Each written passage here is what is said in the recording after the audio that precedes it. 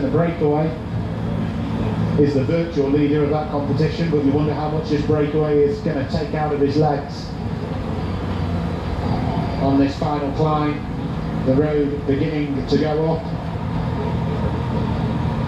Here is the details of that climb, 755 metres.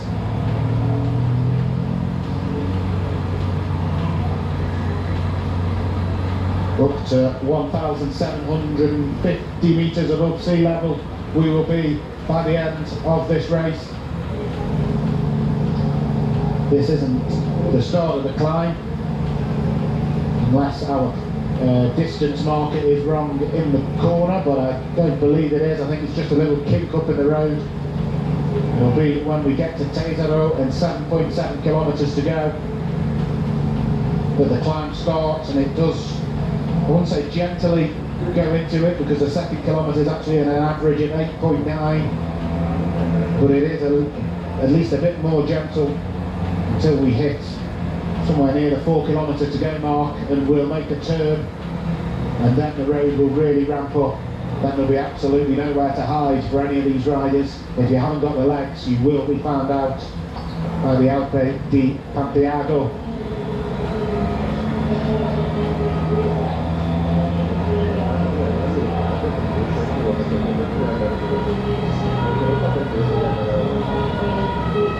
And it looks like the TrainerRoad rider has had enough. Didn't feel he was getting enough from his teammates, or his breakaway mates, should I say. And he is off. And no one's followed him so far. Looks as though they're trying to set tempo to just come back up to his wheel. So Quentin Yaragüe is off, the number 17. TrainerRoad have a really intriguing team for this race now. Standout leader. You thought they were going to be prevalent in the attacks, and that is exactly it.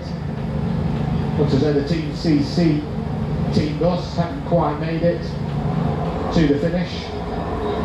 Maybe that was planned, maybe their riders will come back down the mountain.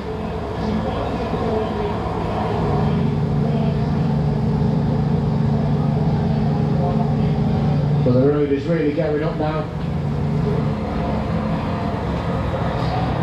56 seconds to the head of the race. The peloton is slicing the lead down as we begin the climb.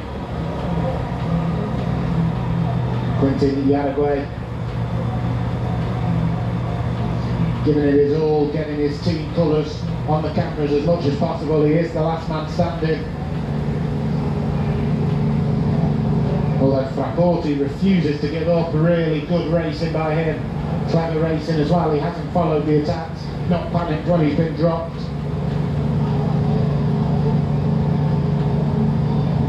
And so now we are on the lower slopes of the Alpe di Santiago. Thibaut Pinot sits third wheel in terms of his teammates. Second wheel now. Efteja Groupama trying to show their strength just in behind the UAE rider. Looks as though we might have our first attack of the race, as the rider attacks on the left hand side. The first attack of this climb would be more accurate. It is a Villa Triestina rider.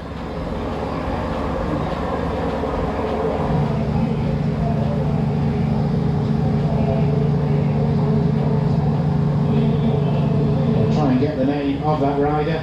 Could be Eduardo Zardini, might be a favourite. It looks as though some of the guys from Lotto Enel Jumbo struggling to hold the wheel at the front of the peloton.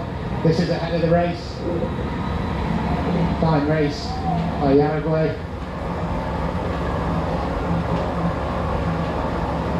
And the Villa Triestina rider not given any distance at all. Complete control at the front of the peloton. Groupama Efteja taking over from UAE. We see that Frapporti has a 12 seconds disadvantage on the head of the race. There's Chris Froome taking a look at his computer. Just Simone Pettilli going back there for Team UAE. He's returning to action. after his crash last season in Il Lombardia, or the Giro di Lombardia. But the peloton's strung out now and there's a bit of danger here. And Sky are way down the pack at the moment and the peloton is beginning to break up. Team Sky now, we're in a bit of a team time trial race with the rest of the peloton. There's a few gaps there.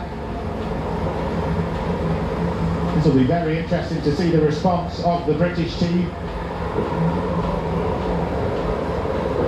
As Rabic gets back absorbed into the peloton, 5.6 kilometres to go. And there is Chris Froome. Is he in difficulty? You can never quite tell the way that he rides. Rides completely to tempo, to the numbers that are on the computer. It's not so pretty, but you can't say it hasn't worked.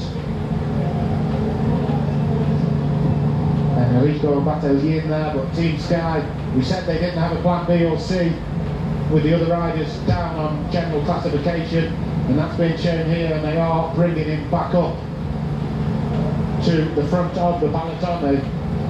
You would think they're about to connect back up into the group.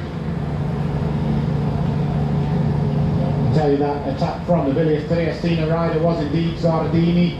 Wasn't successful, of course. Team Sky rejoined the peloton. Is that a sign of things to come? Or is it simply that the tempo was set quick and the peloton couldn't continue it? Now we see the sign for Tesaro. That's actually leaving Tesaro. And we should make a 90-degree turn soon, which will take us on to the real steep stuff.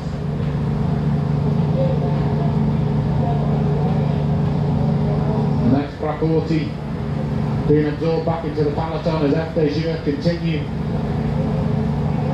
to set the tempo. I think a quick look round from a few riders to maybe see where Team Sky are.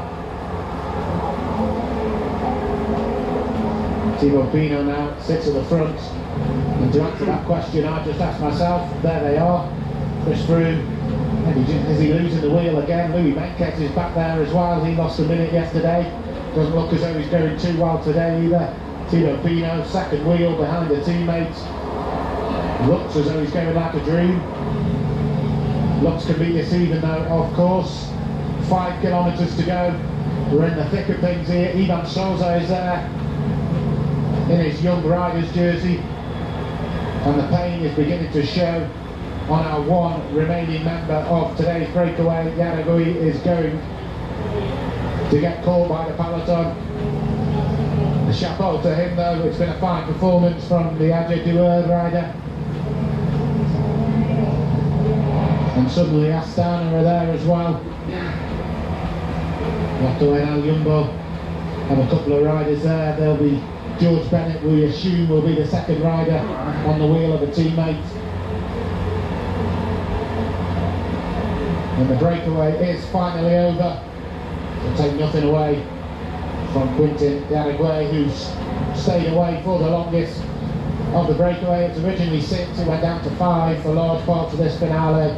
It broke up, but now we're down to 0, and now the peloton is setting the pace again. Team Sky dangling out the back. Diego Rosa is the man setting the pace on the front of their train. Alexander Genier is also there, sitting on the wheel of Team Sky, maybe struggling slightly, but they are once again coming back into the back of the peloton. Philip Daigen there. Kenny Allison actually on the back of Chris Froome now. So Thibaut Pinot, Ben Hermans is there for the Israel cycling team. Cohen Baumann is the teammate that George Bennett has. Bahrain Merida and just a flood of light blue jerseys for Team Astana, who are creeping their way up to the front of the race.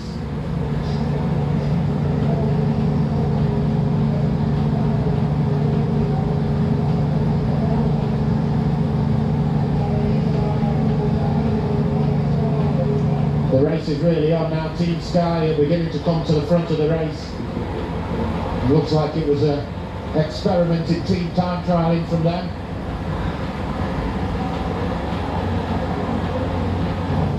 See Miguel Angel Lopez and number 71 there, Fabio Aru on his wheel and on George Bennett's wheel. Ricardo Zuidel is still there for the Austrian team, Team Felbermayr.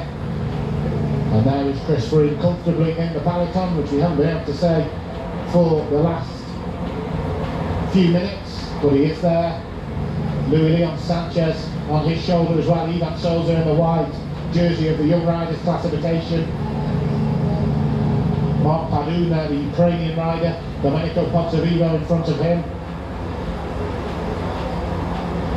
As riders begin to go out of the back, Simone Andreetta for Bardiani, and suddenly, just as they were at the back, they're now at the front.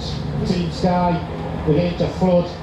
George Preidler is the one stopping them, taking up the pace of this. He's got a bike length on Team Sky, you think that will come back together. Chris Froome is the last but one of the riders on that Team Sky train, 3.9 kilometres to go. This is the big stuff. There is that turn to the right as we now take the road up to Alpe di Pampeago.